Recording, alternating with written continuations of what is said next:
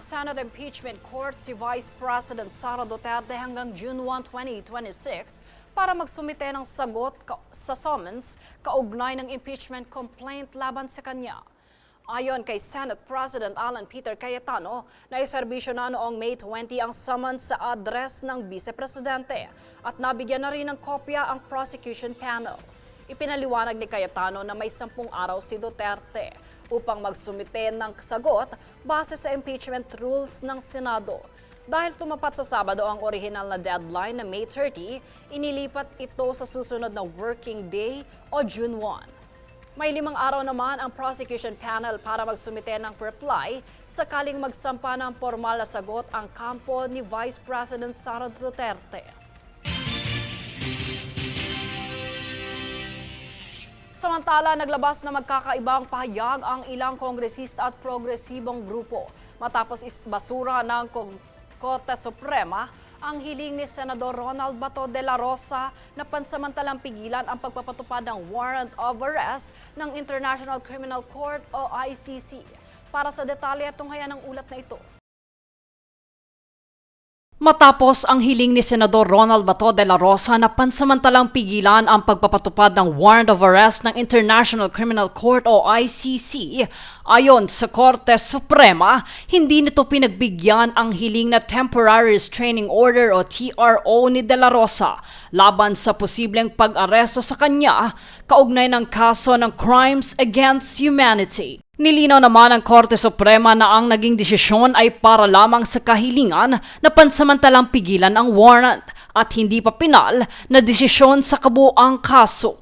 Matatandaang si De La Rosa ay kabilang sa mga iniimbestigahan ng ICC dahil sa kampanya kontra droga noong siya pa ang hepe ng Philippine National Police o PNP sa ilalim ng Administrasyong Duterte. Matapos lumabas sa publiko ang ICC warrant noong May 11, muling nagpakita si De La Rosa sa Senado at inilagay sa protective custody habang tinangka siyang lapitan ng mga ahente ng National Bureau of Investigation o NBI. Kalaunan ay umalis ang senador sa Senado at hanggang ngayon ay hindi pa kumpirmado ng mga otoridad ang kanyang lokasyon. Ayon naman kay Palace Press Officer Claire Castro, nananatiling valid ang warrant of arrest laban kay De La Rosa habang wala pang ibang utos mula sa hukuman.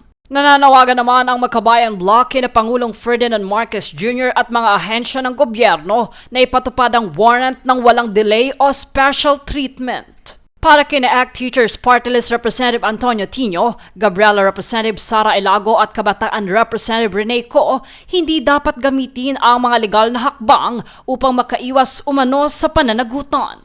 Sinabi din ni former Gabriela Representative Arlene Brosas na panahon ng humarap sa kaso ang mga sangkot sa war on drugs upang mabigyan ng hustisya ang mga pamilya ng biktima. Ayon naman kay former Bayan Muna Representative Carlos Isagani Zarate, ipinakita ng desisyon ng Korte Suprema na walang agarang hadlang sa pagpapatupad ng International Justice Mechanism kaugnay ng kaso. Sa ngayon, hinihintay pa rin ang susunod na hakbang ng mga otoridad habang nagpapatuloy ang legal na usapin kaugnay ng ICC warrant laban kay Senador Ronald Bato de la Rosa.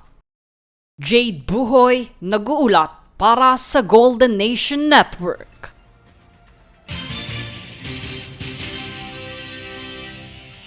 Inaprubahan naman ng Kamara sa ikalawang pagbasa ang panukalang Anti-Political Dynasty Act. Halos 4 na dekada matapos iutos ng 1987 Constitution ang pagbabawal sa political dynasties. Para sa buong detalye, tunghayan ang ulat na ito. Sa sesyon noong ika-20 araw ng Mayo, ipinasa sa pamamagitan ng voice vote ang House Bill No. 8389 o Anti-Political Dynasty Act. Layunin ng panukala na limitahan ang sabay-sabay at sunod-sunod na paghawak ng magkakapamilya sa mga halal na posisyon sa gobyerno. Of course, pagkilala at pag-uphold sa right of suffrage as one of the fundamental constitutional rights, consistent yan sa mandato para ipagbawal ang political dynasties because nakakalimita ito sa pagkakataong tumakbo ng mas marami. Sa kasalukuyang bersyon ng panukala, hanggang second degree of consanguinity lamang ang sakop, kabilang ang magulang, anak, kapatid, lolo, lola, apo at asawa. Ayon pa kay Lanao del Sur 1st District Representative Sia Alonto Adjong, kailangan umanong balansehin ang pagbabawas ng konsentrasyon ng kapangyarihan at ang karapatan ng taong bayan na pumili ng kanilang lider. There's no actual concentration of power. For example, if two representatives elected with the same family name, elected simultaneously in two different districts, wala pong, para sa akin, wala pong monopilya of power dyan.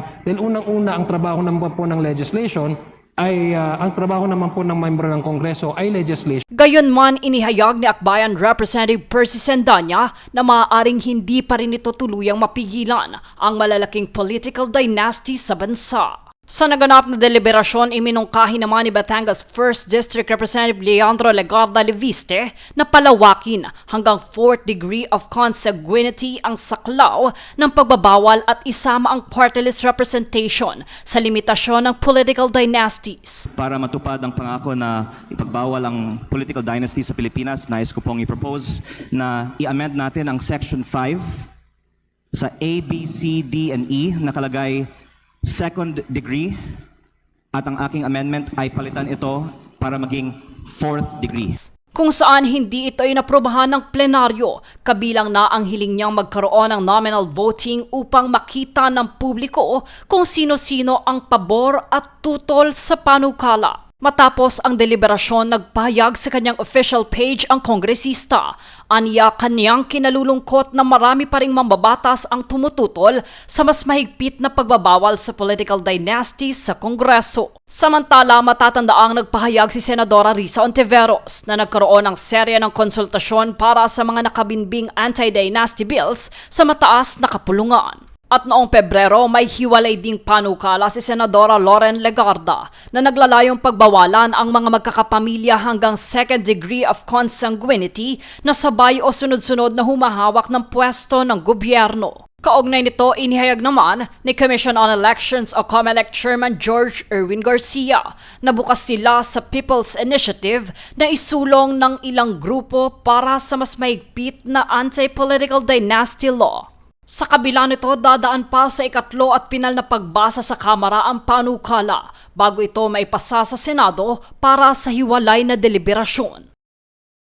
Jade Buhoy, nag-uulat para sa Golden Nation Network.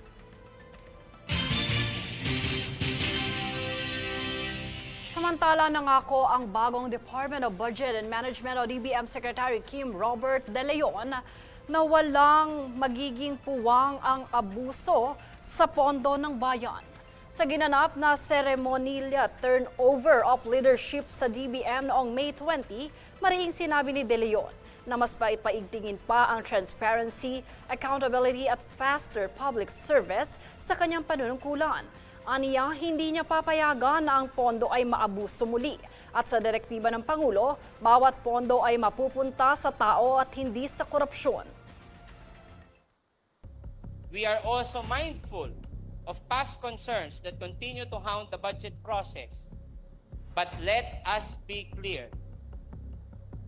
We must not allow this to prevent us from doing what is legally mandated for us to do. In the same vein, we will not allow the budget to be abused again for another flood control scandal. Klaro ang direktiba ng Presidente. Bawat piso mapupunta sa tao. Si De Leon na ngayon ang pinakabatang naitalaga at nanunungkulan bilang sekretarya ng DBM sa edad lamang na 32 years old. Nanumpa si DBM Secretary kay Pangulong Ferdinand Marcos Jr. noong May 19 sa Malacanang Palace. Kilala si De Leon sa kanyang galing sa fiscal management, organizational reform at digital transformation.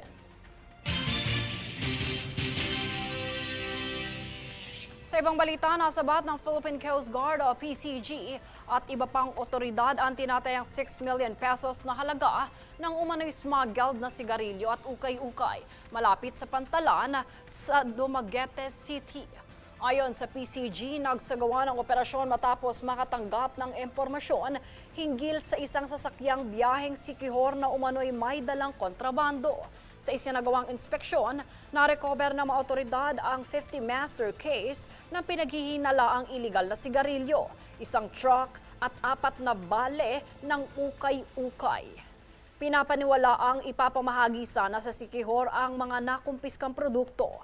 Nasa kustodiya na ng Bureau of Customs ang mga nasabat na kontrabando at mga naarestong individual habang nagpapatuloy ang investigasyon at paghahain ng kaukulang kaso.